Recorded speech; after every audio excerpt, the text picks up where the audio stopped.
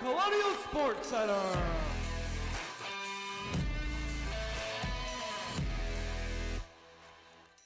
Good evening, everyone, and welcome to another edition of Colonial Sports Center. My name is Kevin Plaucha. And I'm Cam Macariola. And we have a plethora of Colonial sports to break down, including a game that happened earlier today. And we also have our resident soccer expert, Joey Germasic, in studio a little bit later to help us break down some of the soccer action. We sure do. Soccer, all in action, game after game, and we're going to look at what happened just moments ago. Kevin. Yeah, a little bit earlier today, the women's soccer team took on Purdue Fort Wayne at the North Athletic Complex, looking to continue their winning ways. We'll see how the Colonials fared against Purdue Fort Wayne, the Mastodons. Colonials took the win 2-0.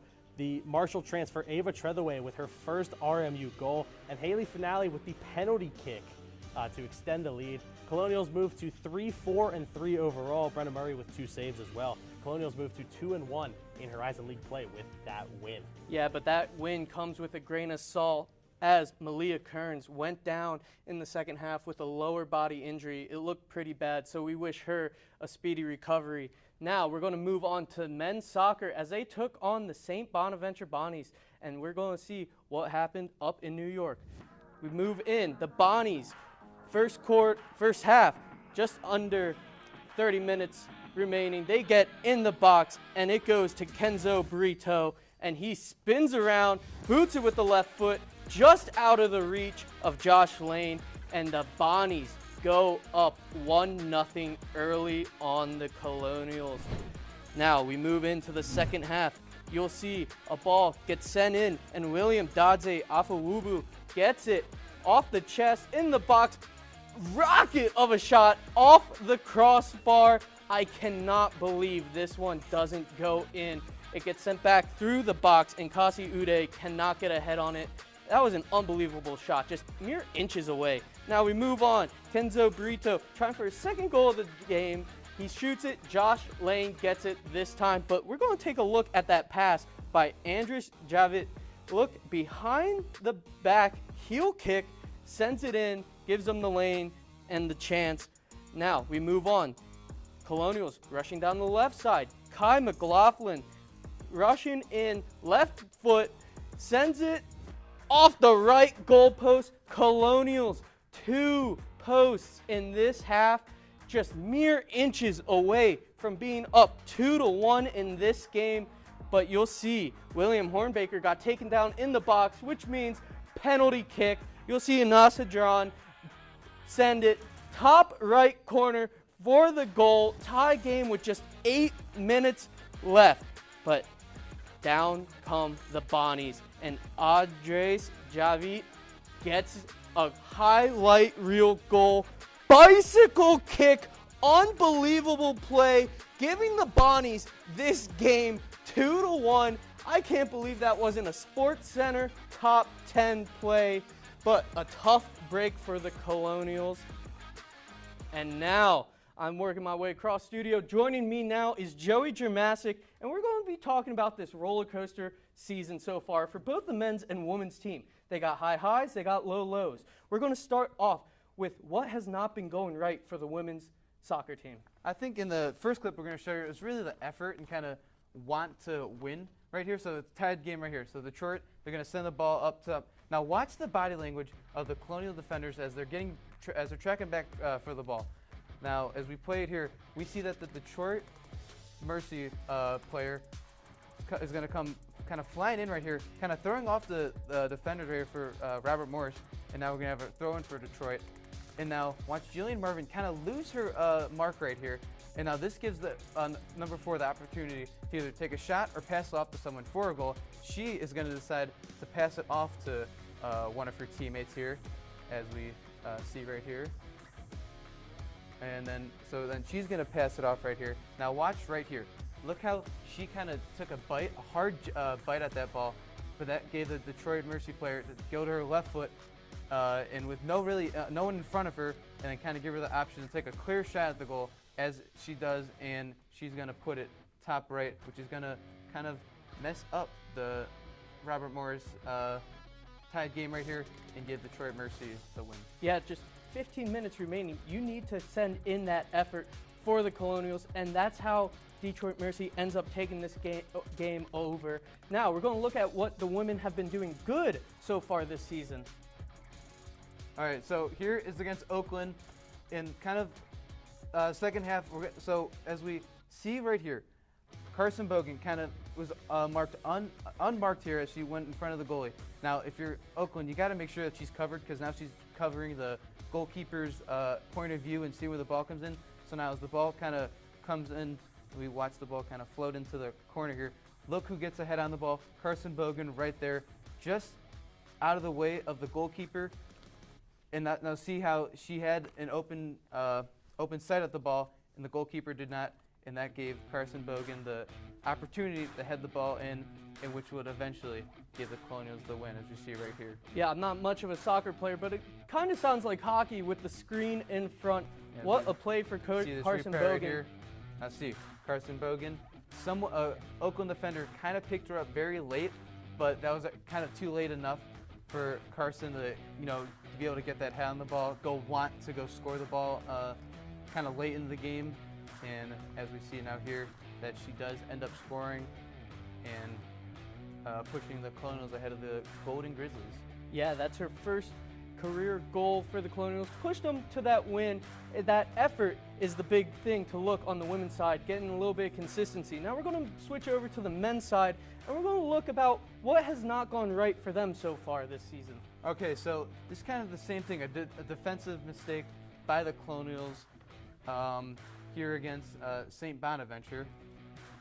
And now see, St. Bonaventure is about to head it in to the defensive third of the field for the Colonials.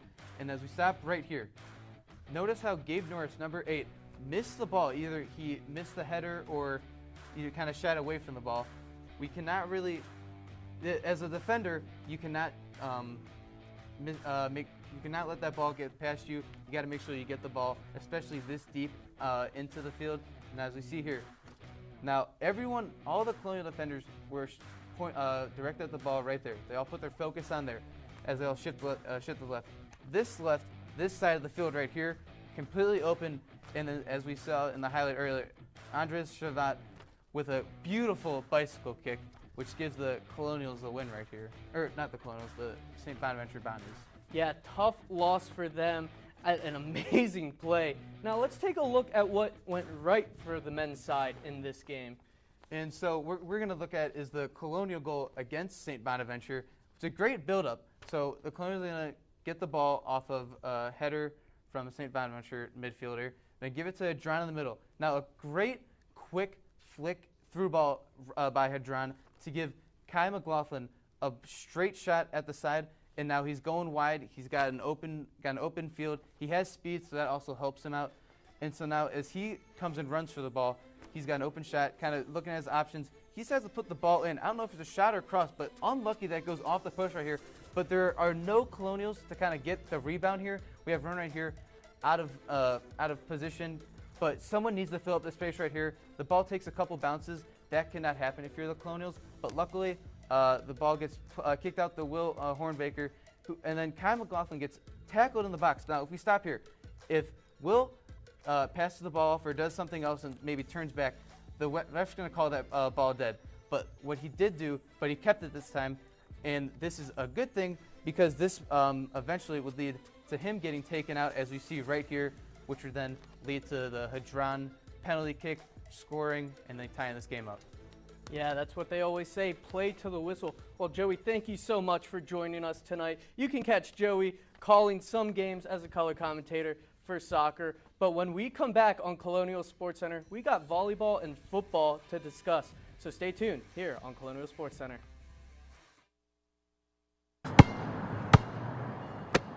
Bring it.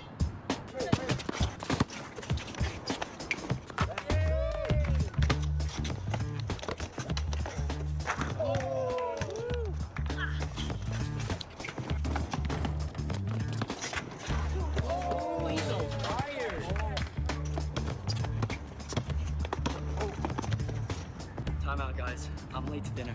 My mom's gonna kill me. Catch you guys later. Mom wants us home. Okay. Bye, guys. You guys need a ride? Sure. Yeah. All right, how about some one-on-one? I gotta go eat, man. Sorry, I'll see you later.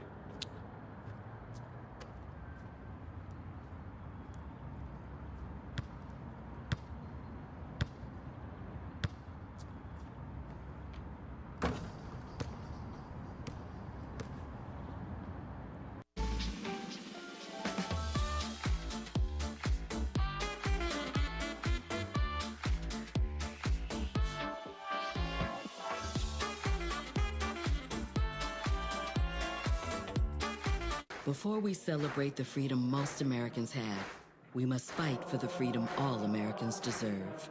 Because all lives can't matter until Black lives matter.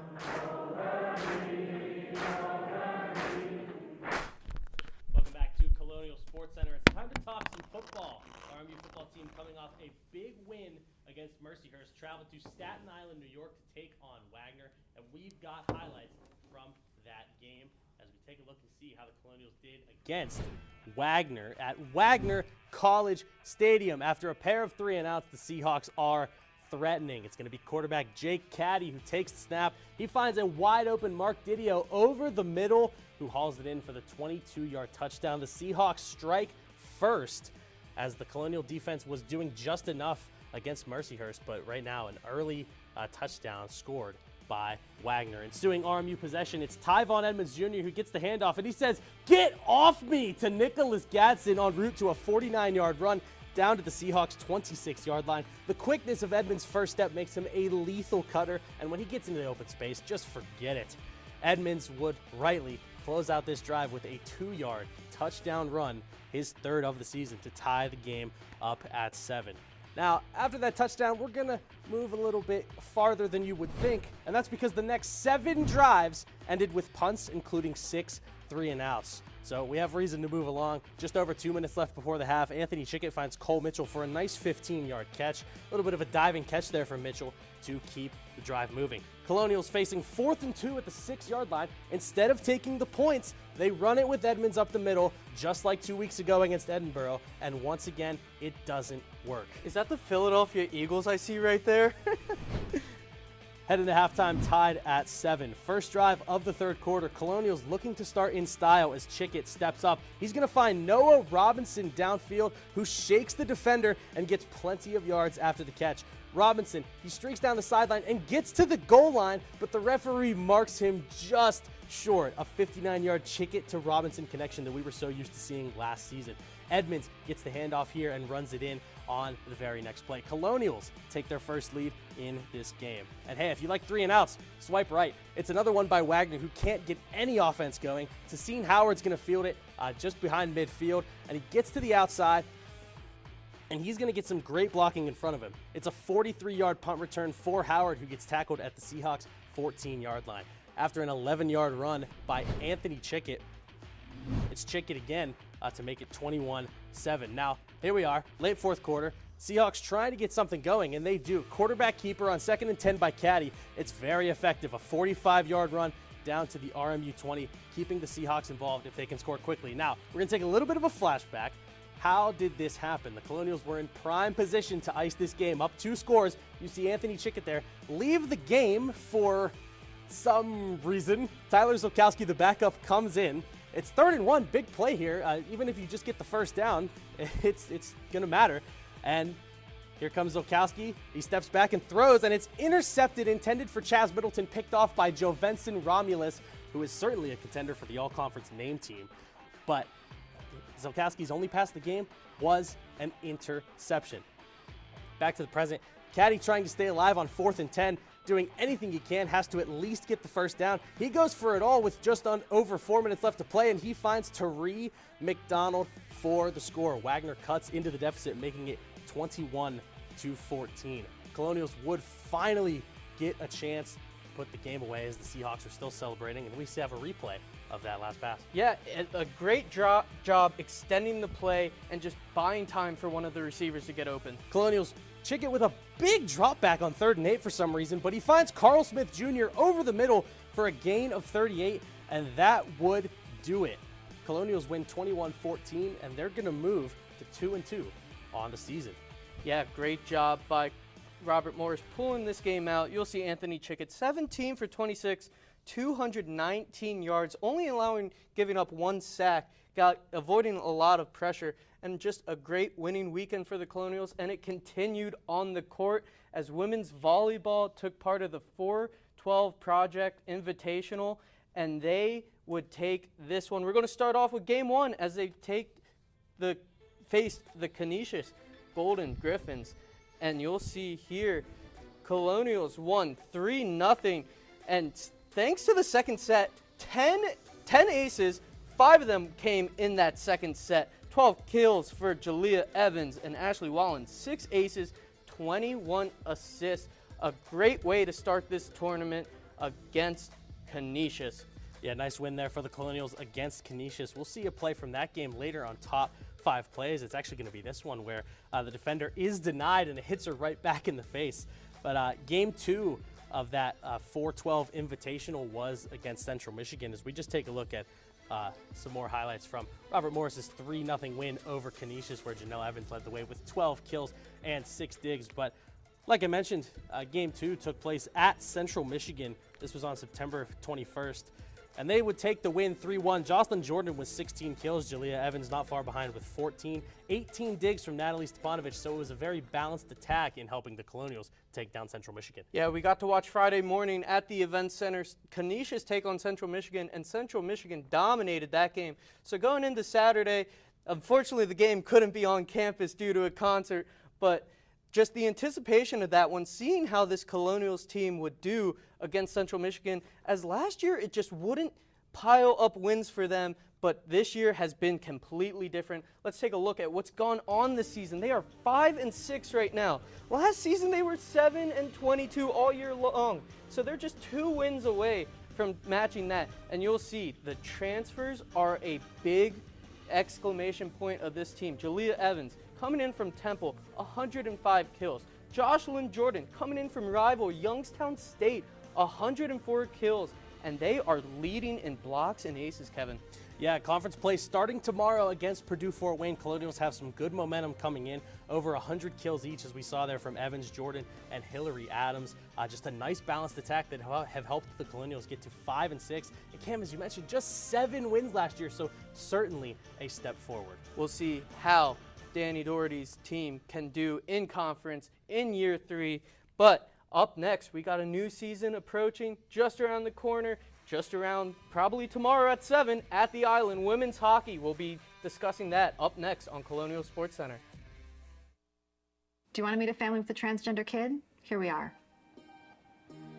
Max loves to do backflips. Max loves to play his ukulele. Max loves to just be a kid and just be himself.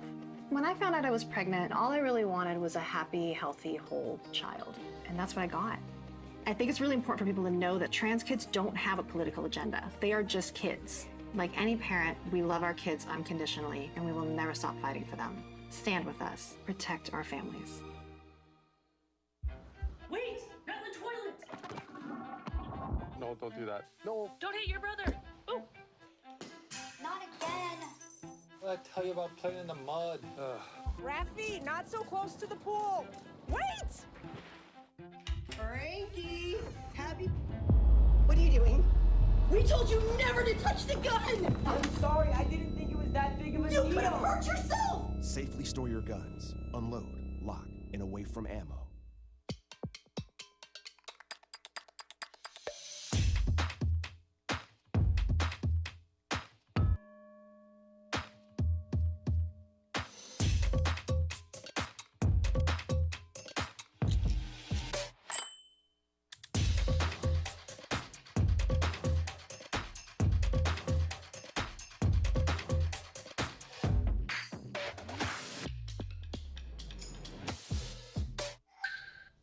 Welcome back to Colonial Sports Center. Kevin, it is unbearably hot in the studio. I wish we were down at the Island talking about some hockey, but we're here talking about some hockey. Let's get into this one. Women's ice hockey is starting off tomorrow against Union. Let's take a look at last season, Kevin. Yeah, it was a pretty decent season. 15-19-1, 11-8-1 in conference play, 2.7 goals per game, and you saw some stat leaders that you're going to hear a lot this coming season. Yeah, you'll look, Elena Giampetro, Rookie of the CHA Rookie of the Year. Shaylin Snow is gone, but the rest of them are here. Giampetro, Evans, Maggie Hatch holding down the fort in the crease, and blocks. These are a big part of the game. The captain, Ali Iber, led the team with 71 blocks last year. She returns for her 6th year. They lose Wason Rice, who also had 70 blocks. And the defense core coming in. 4 freshmen to fill in the shoes of, or skates, of the seniors that departed last year. Yeah, you talk about the defense, you see that penalty kill upwards of nearly 80%. But Cam, we've got some players to talk about. Obviously, you see the stat leaders there, but we've got some players to watch for the upcoming season. Yeah, my player to watch, the CHA Rookie of the Year. We talk about her almost every show. Elena Giampetro, 19 goals, 12 assists, 31 points. The redshirt freshman transferring from Ohio State, the Ohio State. That's a big thing there. That is, yes. Just had an unbelievably dominant season. Just a difference maker, so noticeable on the ice. And just take a look here. We'll take a look against St. Anselm, driving the net, not afraid to get in the dirty areas to score goals for the Colonials, and that's why she led the team. Kevin, how about your player to watch? My player to watch is going to be Janelle Evans. Now, Cam, you took the honor of Elena Giampetro. Obviously, every time we're on this show, I expect to talk about her, but you took the distinct honor this time. I have Janelle Evans coming back after being a four-time CHA Rookie of the Week last season. Played in all 35 games for the Colonials, finished the season with 28 points, which was second on the team. Tied 6th in assists in the CHA with 19. Those 28 points were ranked 9th in the conference, and you see some of the goals that she has here. She scored the game-winning goal against Penn State last season to send the Colonials to the CHA playoffs. So I think those two, Giampetro and Evans, are going to be a nice dynamic duo as the season starts. It stinks this year. They're not going to be able to trade off the Rookie of the Week awards. Hopefully they can trade off the Player of the Week awards all season long. And you saw there at the end, the goal against Penn State. In my 4.5 years here, that has been the most electric environment I have ever been a part of. It was so loud, an electric, amazing game, and that's what I hope to see them pull out against Penn State. Defending champions, it's going to be a tough one. And You know how well loved this team is? Day of Giving, they raised over $25,000. That's how much it means for this program to be back. It's certainly going to be an electric season coming up for women's hockey. When we come back, we've got top plays, games to watch, and more here on Colonial Sports Center.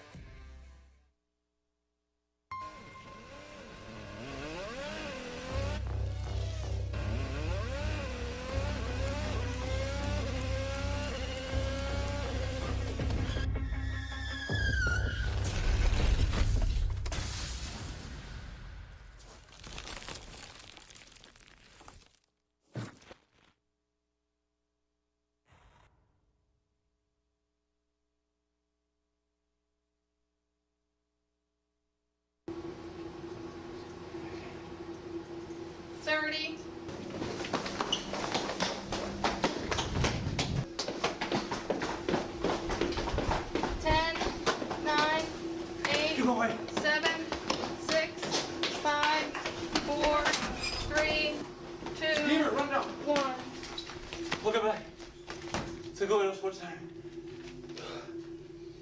That's CHC women's basketball. Found my heart out there in the open. Trees make you feel smaller. Can't help but get lost again. If I need a break, know where I'm going. Where the water's flowing, I'd rather be floating. If it's something that can count on to be free. Feel the beat of nature at a park or forest near you.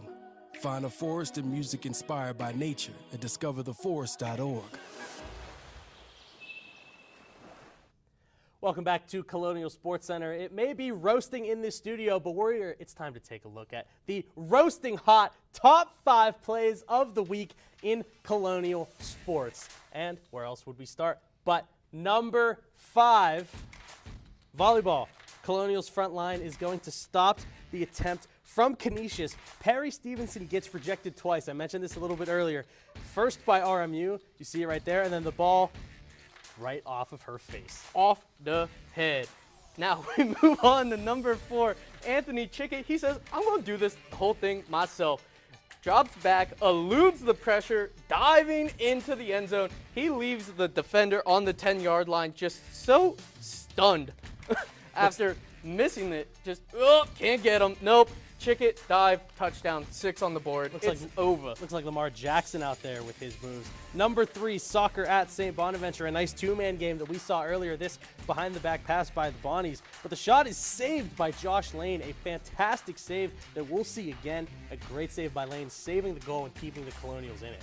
Yeah, not the only amazing play that he would make that game, as that bicycle kick is an honorable mention. Absolutely. We move on to number 2, and guess who it is? The dynamic duo, of course, Anthony Chickett, Noah Robinson. 4 receptions, 90 yards, and this play right here was a big old chunk of that, getting the Colonials down to the 1-yard line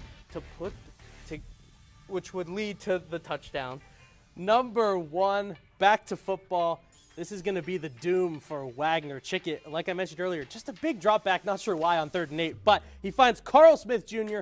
for the big gain, and that would ice the game. Colonials would move to 2-2 after that win against Wagner, and that is your number 1 play of the week as we see it again. Yeah, I'm a little jealous of Wagner. They get to travel down to FAU for the Big AJ and Big Justice game, where they will not face the Colonials, where the Colonials brought the boom. Now, we're going to go into our games to watch. Kevin, I'm going to go first. I don't want you to go first because I'm too excited about this game. Women's ice hockey against Union. I've been waiting so long for this game. This is one of my favorite teams to cover.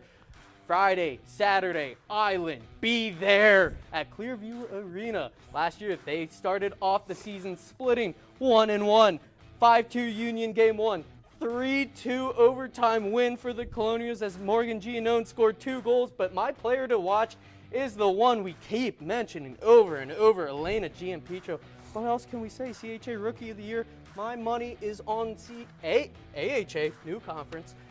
Renamed conference, AHA Player of the Year versus Kendall Davidson, who got 2 of her 10 points against the Colonials last year in that first game. I don't have that much to say about my game to watch, but I still think it'll be competitive, and it has a nice receivers matchup. That would be RMU football at Eastern Kentucky, Saturday, September 28th at 2 p.m. at Roy Kidd Stadium. It's the receivers duel. Leading receivers for both teams, Noah Robinson, 16 receptions for over 300 yards and 2 touchdowns against DeQuan Stanley, who has 9 receptions for 124 and 2 touchdowns. He had both last week versus Morehead State. Robinson's 303 yards, 3rd in the NEC. That Chickett to Robinson connection, we see it starting to spark again, and we saw it generate so much of the offense last year, and maybe we're starting to see it again. Yeah, that's going to be a great game to watch, but something that we don't hear a lot about, rowing. One of the former rowing Colonials has made Team USA. Let's take a look at who we have. Cassidy Norton represents U.S. Rowing in Jeddah, Italy for the World Rowing Coastal Championship. Yes, just very big congratulations to Cassidy Norton, representing RMU in the U.S. rowing for 2 events, the women's quadruple and then the mixed quadruple, advanced to the knockout round there. She competed in the solo event in 2021 and 2023. So Cassidy Norton, the former RMU rowing star, making an appearance in Genoa, Italy. Yeah, always great to keep up with the former Colonials, see where they end up. Hopefully we'll be there soon, Kevin. Absolutely. Cam, you are just so excited about women's hockey returning. Give us just a little bit more. Oh, man, I feel like that means predictions. I'm going to go Robert Morris taking game 1. I feel like it's going to be another close one. I'm feeling another 3-2 overtime victory. It's going past 60. That's my prediction. Sounds good to me. I'll say the Colonials beat Eastern Kentucky this Saturday, 28-21. We'll say another close game. But that's all the time we have this week on Colonial Sports Center. I'm Kevin Plaucha. And I'm Cam Macariola. For everyone upstairs and downstairs, the entire crew, we will see you next week here on Colonial Sports Center.